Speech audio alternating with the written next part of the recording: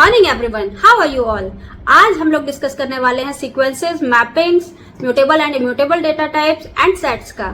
ये सभी data types programming point of view से बहुत ही इंपॉर्टेंट है क्योंकि इन डेटा टाइप्स का यूज आप सबसे ज्यादा करने वाले हैं। So please watch the video till the end ताकि आपके इन डेटा टाइप से रिलेटेड सारे डाउट्स क्लियर हो जाएं। इस डिस्कशन में जो भी प्रोग्राम्स कराए जाएं, please practice those programs at home, तभी आपको प्रोग्रामिंग में मजा आएगा। So without any delay let's begin our discussion.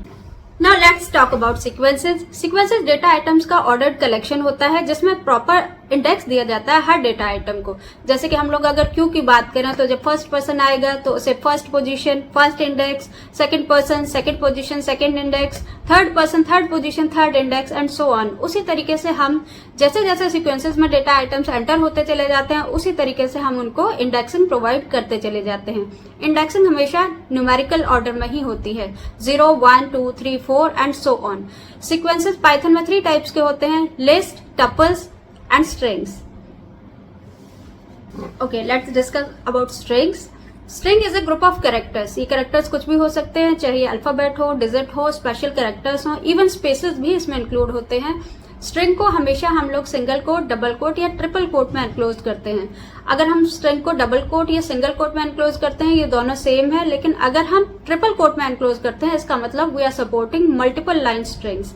Triple quote का मतलब ये है कि हम लोग मल्टीपल लाइंस में अपनी स्ट्रिंग को डिस्प्ले कर सकते हैं। जो कोटेशन मार्क्स हैं वो स्ट्रिंग की बिगिनिंग और एंडिंग को शो करते हैं।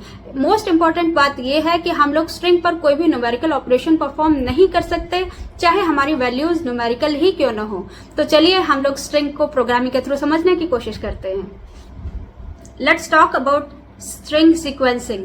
स्ट्रिंग में सीक्वेंसिंग 2 तरीके से की जा सकती है, फॉरवर्ड सीक्वेंसिंग जिसे कि हम पॉजिटिव सीक्वेंसिंग कहते हैं एंड बैकवर्ड सीक्वेंसिंग जिसे कि हम नेगेटिव सीक्वेंसिंग कहते हैं। पॉजिटिव सीक्वेंसिंग हमेशा 0 से स्टार्ट होती है और नेगेटिव सीक्वेंसिंग हमेशा -1 से स्टार्ट होती है।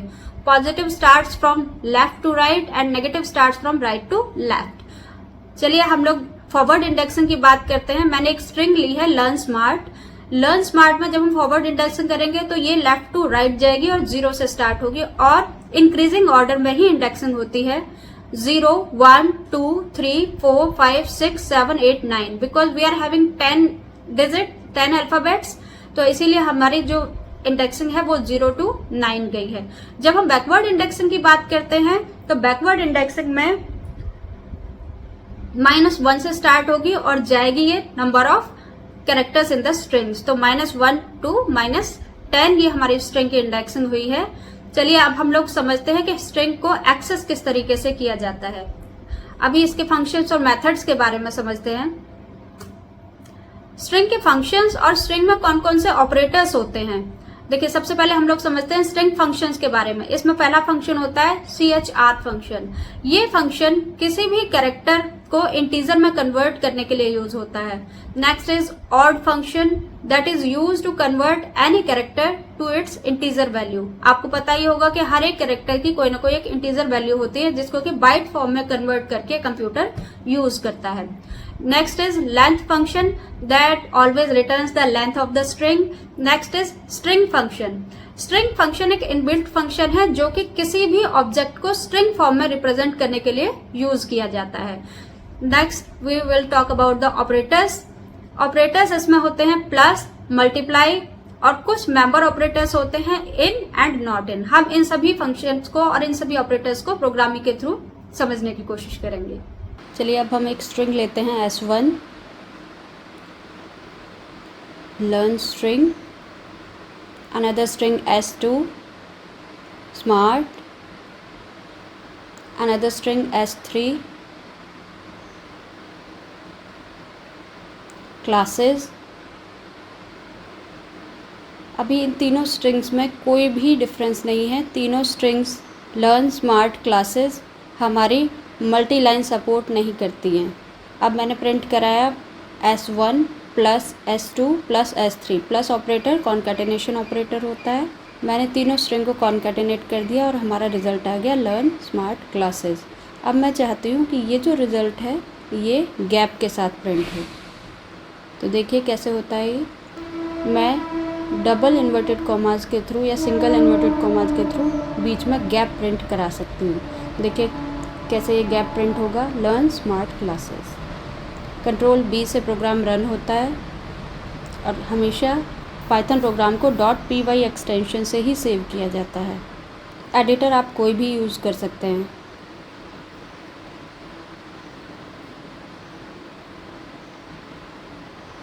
चलिए अब हम देखते हैं यूज़ मल्टीपल ऑपरेटर का। तो देखिए S1 स्ट्रिंग को मैंने 5 टाइम्स प्रिंट कराने के लिए मल्टीपल ऑपरेटर में दिया है 5। इसके साथ चलिए गैप और प्रिंट कराते हैं। क्योंकि ये ऑपरेटर प्रेसिडेंस को फॉलो करता है तो इसीलिए हमें ब्रैकेट्स लगानी ज़रूरी हैं मल्टीप्लाई ऑपरेटर से पहले। अब देखिए 5 टाइम्स लर्न प्रिंट हो गया विद अ गैप। चलिए ब्रैकेट्स हटा के देखते हैं कि इसका रिज़ल्ट क्या आता है। तो देखिए लर्न एक ही बार आएगा मगर स्पेस 5 टाइम्स आएगा, जो कि आपको दिखाई नहीं दे रहा है। इसीलिए हमें ब्रैकेट्स लगाना ज़रूरी है because Python follows operator precedence.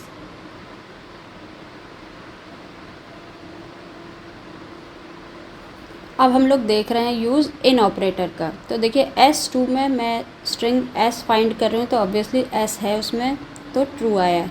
लेकिन क्योंकि ये केस सेंसिटिव, अगर मैं स्मॉल s करूँगी तो वैल्यू आएगी फॉल्स, क्योंकि Python is a case sensitive language. Next हम यूज़ देखते हैं नॉट इन ऑपरेटर का। Not in operator just opposite of in operator. ये चेक करेगा कि ये वैल्यू उसमें नहीं है, अगर नहीं होगी तो ट्रू देगा, जैसे कि इसमें केस में ट्रू दे रहा है। एस है तो यहाँ फॉल्स देगा। कैपिटल और स्मॉल का बहुत ही बड़ा सिग्निफिकेंस है पाइथन में।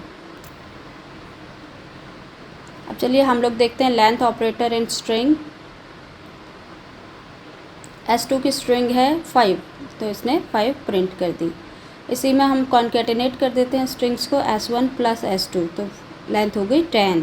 इसी में हम लोग अब S3 को और कॉन्केटिनेट कर लेते हैं तो लेंथ हो जाएगी 10, 1 2 3 4 5 6 7 17। अब चलिए हम लोग देखते हैं इंडेक्स स्लाइसिंग। इंडेक्स आपको पता ही है, फॉरवर्ड इंडेक्स 0 से स्टार्ट होते हैं और बैकवर्ड इंडेक्स -1 से स्टार्ट होता है। नेगेटिव इंडेक्सिंग भी बोलते हैं इसे, और फॉरवर्ड को पॉजिटिव इंडेक्सिंग भी बोलते हैं। अभी हम बात कर रहे हैं पॉजिटिव इंडेक्सिंग की। तो S2 को हमने 1 दिया और उसके बाद मैंने एंड इंडेक्स नहीं दिया, तो M से स्टार्ट होके उसने लास्ट इंडेक्स तक प्रिंट करा दिया। अब नेक्स्ट हम लोग स्टार्टिंग इंडेक्स नहीं देंगे और एंड इंडेक्स देंगे, तब देखते हैं क्या होता है। एंड इंडेक्स मैंने 5 दिया तो पूरी स्ट्रिंग प्रिंट होगी। अगर मैं 4 देती तो T छूट जाता। लास्ट इंडेक्स से एक कम तक वैल्यू काउंट होती है। 6 मैंने दिया तो भी स्मार्ट ही प्रिंट होगा, क्योंकि मैंने आपको बताया कि लास्ट इंडेक्स से एक वैल्यू कम तक काउंट होती है और हमारे पास वैल्यू ही 5 है। आप कितना भी दे दें लास्ट इंडेक्स, प्रिंट वही वैल्यू होगी जो कि हमारे पास अवेलेबल है। अब चलिए एक बार और देख लेते हैं नेगेटिव इंडेक्सिंग।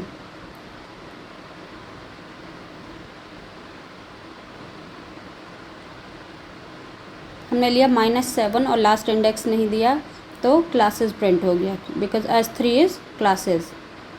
चलिए हम लोग डिस्कशन करते हैं टपल के बारे में। टपल भी सीक्वेंस होता है डेटा आइटम्स का, जो कि कॉमा सेपरेटेड होते हैं। टपल्स को पैरेंथेसिस के अंदर रखा जाता है। टपल्स हमारे इम्यूटेबल डेटा टाइप होते हैं। इम्यूटेबल डेटा टाइप का मतलब हम लोग टपल जब एक बार क्रिएट कर लेते हैं तो हम लोग टपल को मॉडिफाई नहीं कर सकते, इसीलिए हम इसे कहते हैं immutable data type. Once the tuple is created we can not modify its data items. तो चलिए समझते हैं टपल। चलिए अब हम लोग बात करते हैं टपल की, जो कि another most important data type है। टपल लेते हैं हम लोग एक T1 इक्वल्स टू, मैंने सिंपल पैरेंथेसिस ली, मैंने कोई इसमें एलिमेंट नहीं दिया। प्रिंट कराते हैं इसका टाइप। पैरेंथेसिस से ही इंटरप्रेटर को पता चल जाता है, या हम पैरेंथेसिस यूज कर रहे हैं it means it's a tuple.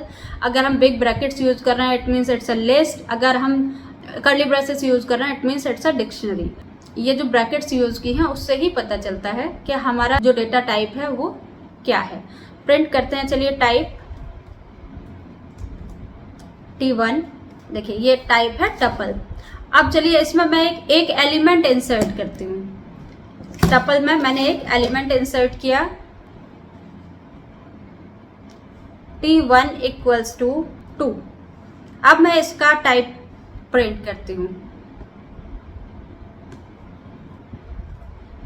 अब देखिए, अब ये जो 2 है ये हो गया इंटीजर डेटा टाइप। ऐसा इसलिए हुआ क्योंकि एक्सप्रेशन इवैल्यूएशन के लिए भी हम टपल का यूज करते हैं, तो 2 को एज अ न्यूमेरिकल एक्सप्रेशन ही काउंट करता है। सिंगल अगर हम लोग कोई भी लेते हैं डेटा आइटम तो वो उसको एज अ एक्सप्रेशन ही काउंट करता है और इसीलिए वो इसको इंटीजर ही वैल्यू इवेल्युएट करेगा। तो अगर हमें इसको एज अ टपल दिखाना है, मेरे को 2 के बाद लगाना होगा कॉमा।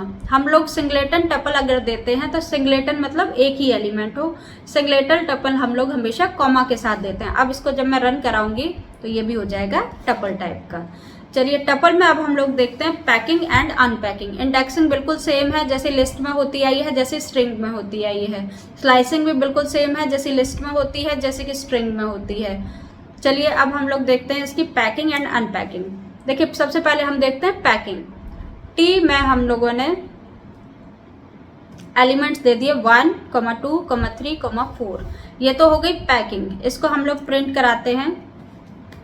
टी में हमने पैक कर दिए 4 एलिमेंट।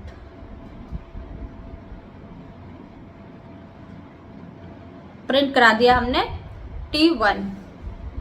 इस समय हमारे पास एलिमेंट्स हैं 1, 2, 3, 4 पैरेंथेसिस में, it means it's a tuple. अब हम लोग क्या करते हैं, S1, S2, S3 हमने अलग अलग टपल्स बना दिए। S4 अब हम लोग कर रहे हैं अनपैकिंग इक्वल्स टू T। अब क्या आएगा इसका रिजल्ट, S1 में 1 आ गया। सेम तरीके से मैं S2, S3, S4 को भी प्रिंट कराती हूँ। S4 ये हो गई अनपैकिंग। टपल के हर एलिमेंट के लिए हमने अलग अलग वेरिएबल सेलेक्ट कर दिया। 1 is for S1, 2 is for S2, 3 is for S3 and 4 is for S4। तो इसे हम कहते हैं अनपैकिंग। चलिए, अब नेक्स्ट में हम डिस्कस करते हैं सेट्स के बारे में। चलिए, अब हम लोग डिस्कशन करते हैं सेट्स का। Set is an unordered collection of items separated by commas. जो सेट होते हैं वो कर्ली ब्रैकेट्स के में एनक्लोज किए जाते हैं। जब एक बार हम लोग किसी सेट को बना देते हैं तो उस सेट के एलिमेंट्स चेंज नहीं किए जा सकते, इसीलिए हम इसे भी क्या कहते हैं, इम्यूटेबल डेटा टाइप। एक सेट जो है बिल्कुल लिस्ट की तरह होता है, बस सेट और लिस्ट में डिफरेंस इतना है कि लिस्ट में आप डुप्लीकेट डेटा आइटम्स को ऐड कर सकते हैं, जबकि सेट में आप डुप्लीकेट डेटा आइटम्स ऐड नहीं कर सकते हैं। सेट में आप किस तरीके के आइटम्स ले सकते हैं फिर, तो देखिए, कोई भी यूनिक डेटा सेट जो भी होगा वो आपका सेट का पार्ट होगा। लाइक स्टूडेंट आईडी आपकी सेट का पार्ट होगी। स्टूडेंट रोल नंबर किसी भी एक क्लास के, वो आपका सेट का पार्ट होंगे। सेट में आप हमेशा वही एलिमेंट्स लेंगे जिनमें की डुप्लीकेसी अलाउड नहीं है। तो चलिए हम इसको देखते हैं। चलिए, अब हम देखते हैं कि सेट्स को हम किस किस तरीके से बना सकते हैं। सबसे पहले हम लेते हैं student ID.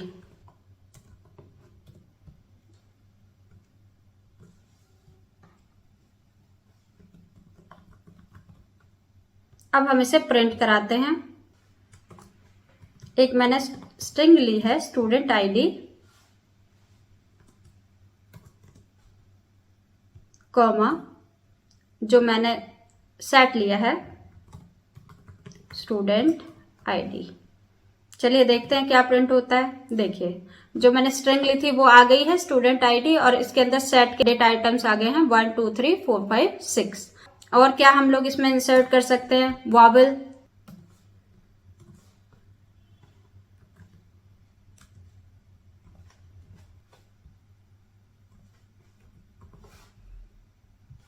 Again we can print with string vowels are comma।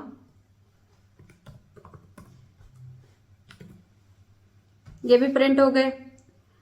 Unordered होता है तो देखिए, जैसे मैंने इसमें इंसर्ट किए थे बिल्कुल वैसे इसमें प्रिंट हुए नहीं है। मैंने पहले ए इंसर्ट किया था जबकि यहाँ यू प्रिंट हुआ है, तो ये एक अनऑर्डर्ड सेट है, ये ऑर्डर्ड सेट नहीं है। चलिए, अब हम लोग एक एम्प्टी सेट कैसे क्रिएट करते हैं ये देखते हैं। तो एम्प्टी सेट कैसे क्रिएट होगा, सेट इक्वल्स टू, एक हमारे पास फंक्शन होता है सेट। लीजिए, ये एक एम्प्टी सेट क्रिएट हो गया। मैं इसका एक टाइप देखती हूँ, ये टाइप किस टाइप का बना होगा, प्रिंट टाइप एम्प्टी सेट, ये सेट टाइप का बना है। अब आप एम्प्टी सेट में कितने भी डेटा आइटम्स कैसे भी इंसर्ट कर सकते हैं। जैसे कि मैंने अब किया empty set equals to parenthesis. हाँ, एक चीज और है, जब हम एम्प्टी सेट को क्रिएट करते हैं तो हम लोग हमेशा पैरेंथेसिस का यूज करते हैं, लेकिन जब हम लोग एम्प्टी डिक्शनरी को क्रिएट करते हैं तो हम हमेशा कर्ली ब्रेसेस का यूज करते हैं। एम्प्टी सेट में मैंने लिया 1 2, ये मिक्स्ड डेटा को भी सपोर्ट करता है। जैसे कि अब मैंने -2 लिया, 8.5 ले लिया, ए ले लिया। अब मैं इसको प्रिंट करती हूँ एम्प्टी सेट को, तो ये हो गया सेट का इनिशियलाइजेशन। चलिए अब हम अगर इसमें कोई भी चीज ऐड करना चाहे, नया डेटा आइटम, तो कैसे ऐड करेंगे। तो जैसे एम्प्टी सेट में मैं एक वैल्यू ऐड करना चाह रही हूं बी। अब मैं प्रिंट करती हूं, नाम बड़ा ले लिया मैंने, तो देखिए बी आ गया। लेकिन जरूरी नहीं है कि बी एंड में ही आए, क्योंकि ये अनऑर्डर्ड सेट है तो बी कहीं पे भी इंसर्ट हो सकता है। अब अगर मुझे कोई चीज अपडेट करनी हो तो मैं कैसे करूंगी। तो चलिए आज का सेशन यहीं पर एंड करते हैं। सेट का remaining part, dictionary and none data type का डिस्कशन हम लोग नेक्स्ट सेशन में करेंगे। हमें सेशन की लेंथ शॉर्ट ही रखनी है, क्योंकि जितना भी आज डिस्कशन हुआ है वो बहुत ही अच्छे तरीके से समझ में आ जाए। Please like, share and subscribe my channel so that ये जो इन्फॉर्मेटिव वीडियो है ये सभी तक पहुंच पाए। और आज का जो डिस्कशन है उसका PDF लिंक आपको मेरे टेलीग्राम चैनल प्रोग्रामिंग बाय संध्या पर मिल जाएगा। Thank you.